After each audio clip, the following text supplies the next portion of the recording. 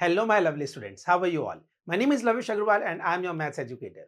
Today we are taking class 6 mathematics, chapter number 4, that is data handling and presentation. And in today's part, we will be taking bar graphs again.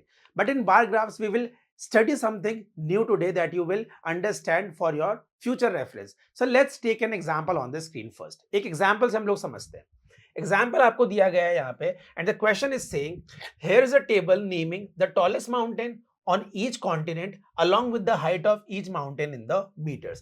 आपको यहाँ पे table दी गई है जो कि आपको tallest mountain बता रही है हर कॉन्टिनेंट पे और along with the height of each mountain in the meter.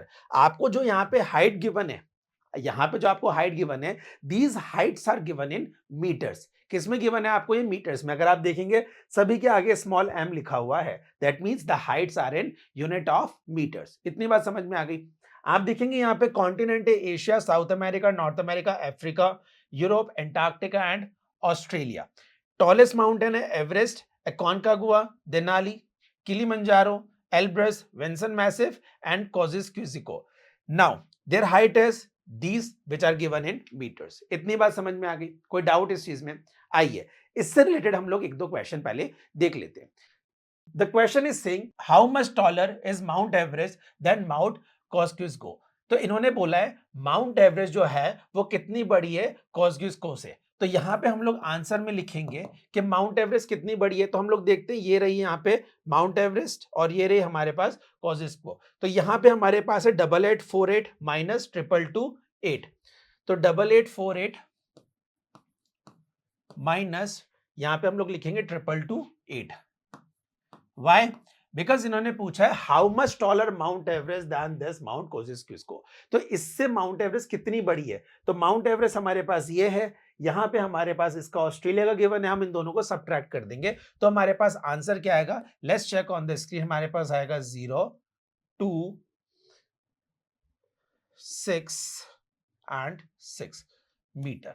ये हमारा क्या हो गया? आंसर हो गया कि ये वाली जो माउंट एवरेस्ट है वो 6620 मीटर्स बड़ी है एज अदर माउंटेन. इतनी बात समझ में आ गई. नेक्स्ट क्वेश्चन देखिए. Are Mount Denali and Mount Kilimanjaro are different in height. क्या बोला गया है Mount Denali and Mount Kilimanjaro जो है वो वेरी डिफरेंट इन हाइट है, बहुत ज्यादा डिफरेंस है उनकी हाइट में. तो आइए देख लेते हैं इनका भी. माउंट देनाली कितना है यहाँ पे हम लोग लिख लेते हैं और यहाँ हम लोग लिख लेते हैं किलिमंजारो. ठीक है, अभी चेक कर लेते हैं कितना डिफरेंस है. देनाली का देखते हैं हम लोग 6194 मीटर, 6194 मीटर एंड किलिमंजारो का कितना है बच्चे? It is 5895. तो यहाँ पे हम लिख लेते हैं 5895. अगर हम इन दोनों को सब्ट्रैक्ट करके देखते हैं तो 6194 माइनस 5895 तो हमारे पास कितना आएगा? हम लोग देखेंगे कि सर ये हो जाएगा यहाँ पे 14. तो हम लोग यहाँ पे लिख देंगे कितना? 5, 6, 7, 8, 9, 10, 11, 12, 13, 14. That is 9. यहाँ हमारे पास हो गया 18. तो हम इसको लिख देंगे यहाँ पे हाउ मच? 9. ये हो जाएगा हमारे पास 10. यहाँ हो जाएगा 2. तो 299 मीटर का डिफरेंस है. बहुत ज्यादा नहीं है but yes there is some difference in the size. ठीक है, तो Denali is 6194 metre, Kilimanjaro is 5895 metre. So if we subtract them so we will see that there is a difference of 299 meter. This is not very much but yes difference is there, that is 299 meter.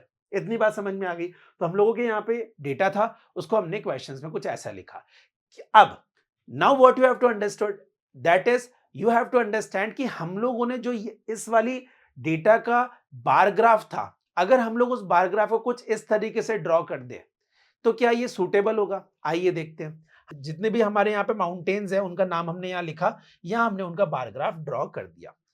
अब आपको समझने वाली बात है कि हम लोगों ने how we have made it horizontally. हमने क्या बनाया? इसको हॉरिजॉन्टली बनाया. आगे देखिए अब इस चीज को एक बार. Since the boxes represent heights it is better and more visually appealing to rotate the picture so that the boxes grow upward vertically from the ground like mountains. ठीक है, अब क्या बोला गया है? जैसे कि आपको पता है माउंटेन जमीन से स्टार्ट होकर हाइट कुछ इस तरीके से ऊपर की तरफ जाती है. कभी भी आपने नहीं देखा होगा कि माउंटेन्स लेफ्ट टू राइट ऐसे लंबी जा रही है. हमेशा जमीन से हम लोग देखते हैं माउंटेन्स ऊपर जाती है. सो इट इज गुड और इट इज विजुअली अपीलिंग, ये ज्यादा अच्छा होगा हमारे माइंड के लिए भी और हमारे लिए भी समझना कि अगर माउंटेन्स की हाइट हम लोग मेजर कर रहे हैं तो वो हम लोग जमीन से ऊपर की तरफ जाए, ना कि लेफ्ट टू राइट हम लोग उसको हॉरिजॉन्टली बनाए। तो इसलिए बोला गया है कि अगर हम लोग कोई भी हाइट की चीज लेते हैं, कोई भी हाइट की चीज बनाते हैं, जैसे माउंटेन्स हो गया, बिल्डिंग्स हो गई, वो हमेशा हम लोग क्या करेंगे, वर्टिकली बनाएंगे, that is down to up, vertically हम उसको बनाएंगे। अब bar graph with vertical bars is are called columns graph। vertical bar graph को हम लोग column graph भी कहते हैं। columns are the pillars you find in a building that hold up the roof। Columns basically एक word use होता है हमारे बिल्डिंग्स में भी, जहां पे हम लोग रूफ को होल्ड करने के लिए, छत को होल्ड करने के लिए कुछ कॉलम्स बनाते हैं और उसके ऊपर हम लोग रूफ्स लगवा देते हैं। तो कॉलम्स होते हैं वर्टिकल पिलर्स ऑल्सो, ठीक है। तो हमेशा ध्यान रखिए कि जब भी आपको हाइट से रिलेटेड कोई भी चीज करनी है तो आप लोग उसको वर्टिकली ड्रॉ करें, ना कि हॉरिजॉन्टली। इतनी बात समझ में आई? आगे देखिए, आगे हम लोग अगर यहाँ पे ड्रॉ करते हैं, अब देखिए हमने क्या किया यहाँ पे, below is the column graph for our table of tallest mountain. अब हमने क्या किया है, यहाँ पे बार ग्राफ जो बनाया वो कैसे बनाया, हम लोगों ने वर्टिकली बनाया। From this column graph it becomes easier to compare visualise the height of mountain. अब आपके लिए विजुअली बहुत आसान है, आप देख के बता सकते हो कौन सी हाइट बड़ी है और कौन सी हाइट किस माउंटेन की छोटी है, बट वही चीज हम लोग हॉरिजॉन्टल में बेटा नहीं कर पाते। इसलिए ऑलवेज रिमेंबर कि जब भी हाइट से रिलेटेड क्वेश्चंस हो, you will always draw a bar graph that is vertical in height, not horizontal। horizontal हमको अवॉइड करना है। इतनी बात समझ में आ गई? So this is the actual bar graph or the most appealing bar graph in which we are drawing the bar graphs vertically, not horizontally। Clear? समझ में आ गई बात? आगे देखिए, आगे आप देखेंगे, in general it is more intuitive, suggestive and visually appealing to represent heights that are means upward from the ground using a bar graph that is vertical bars or column। आपको यहाँ पे यही समझाया जा रहा है कि हमेशा सजेस्टिव है और हमेशा यही कहा जाता है कि अगर आप हाइट से रिलेटेड कोई चीज बना रहे हैं बार ग्राफ में, तो उसको आप हमेशा वर्टिकली बनाए, ना कि हॉरिजॉन्टली। बिकॉज हाइट हम लोग किसी भी चीज की डाउन टू अप लेते हैं, ग्राउंड से टूवर्ड्स अपसाइड लेते हैं, ना कि हम लोग उसको हॉरिजॉन्टली करते हैं, ठीक है। तो यही बताया गया है यहाँ पे कि आप वर्टिकल बार्स या फिर कॉलम्स ही यूज करें।